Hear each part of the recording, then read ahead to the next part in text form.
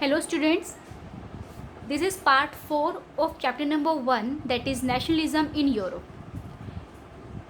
and this is our video second of part 4. In part 4 first video we discussed about that how unification of Germany takes place.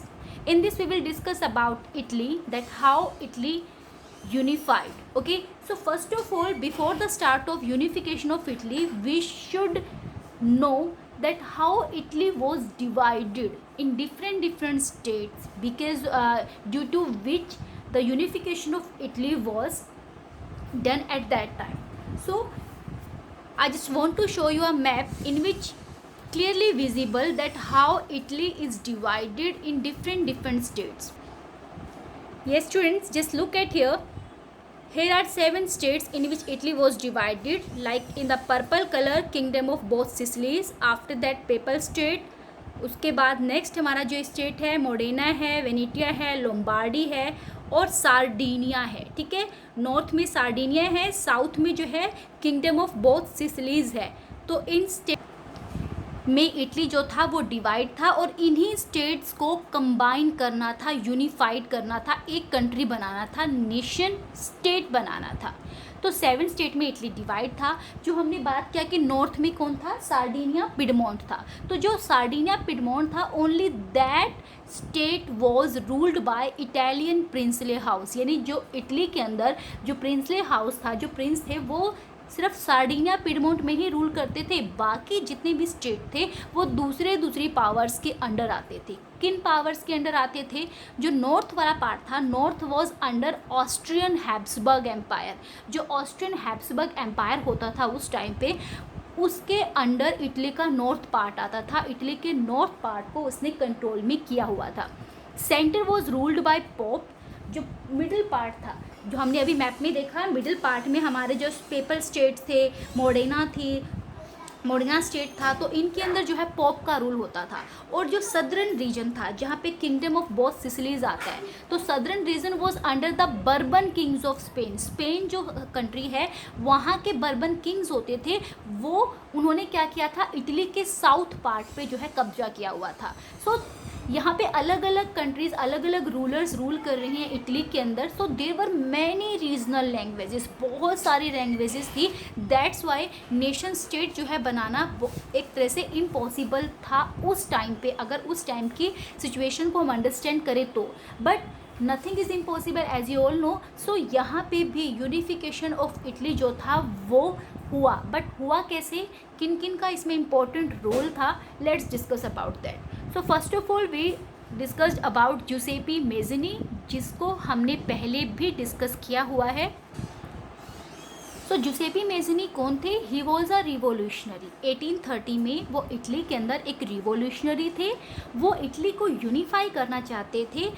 That's why उन्होंने 2 secret institutions बनाए, young Italy और young Europe के name से. हमने पहले भी discuss किया था कि यंग इटली और यंग यूरोप 2 इंस्टीट्यूशन थे जो जुसेपी मेज़नी ने बनाए थे.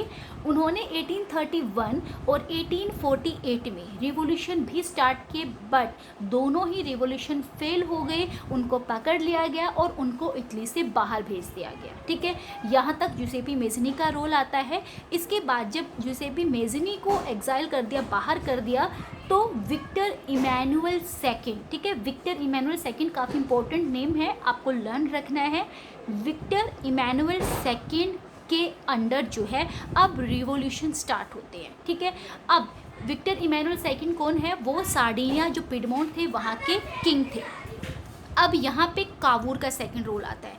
कावूर कौन थे? He was the chief minister of Sardinia Piedmont. हमने स्टार्टिंग में फर्स्ट सेकंड पॉइंट में डिस्कस किया था कि जो सार्डिनिया पिडमोंट था, only that state was under the Italian princely house. तो उसी सार्डिनिया पिडमोंट का जो चीफ मिनिस्टर था वो कावूर था.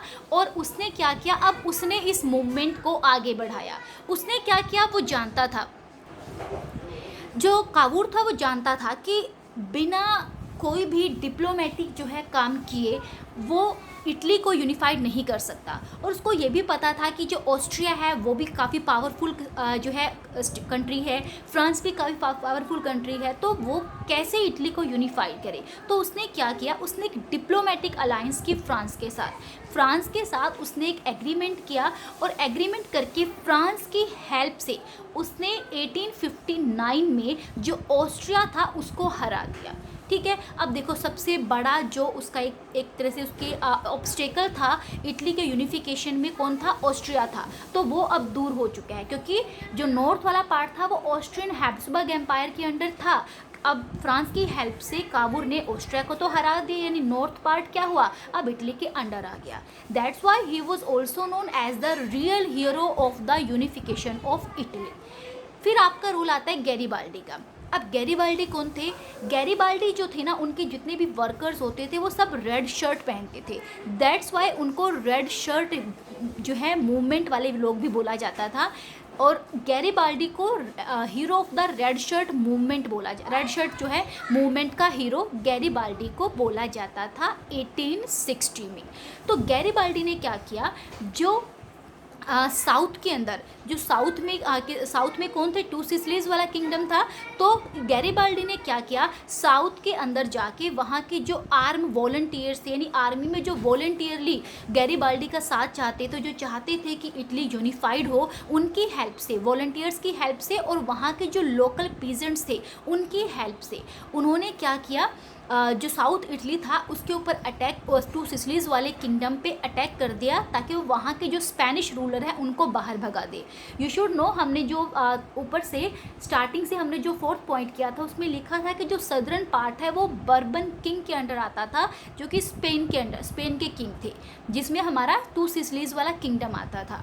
तो गैरीबाल्डी ने क्या किया, साउथ के अंदर जाके वहाँ के लोकल पीजेंट्स और वहाँ की आर्म फोर्स की हेल्प से टू सिसिलीज वाले किंगडम पे अटैक किया, और वहाँ से स्पेनिश रूलर को बाहर भगा दिया।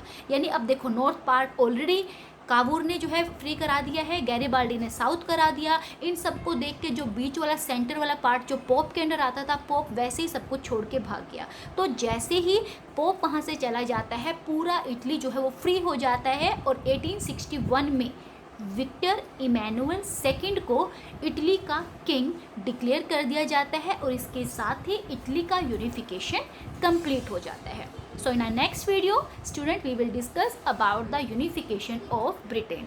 Till then, keep learning.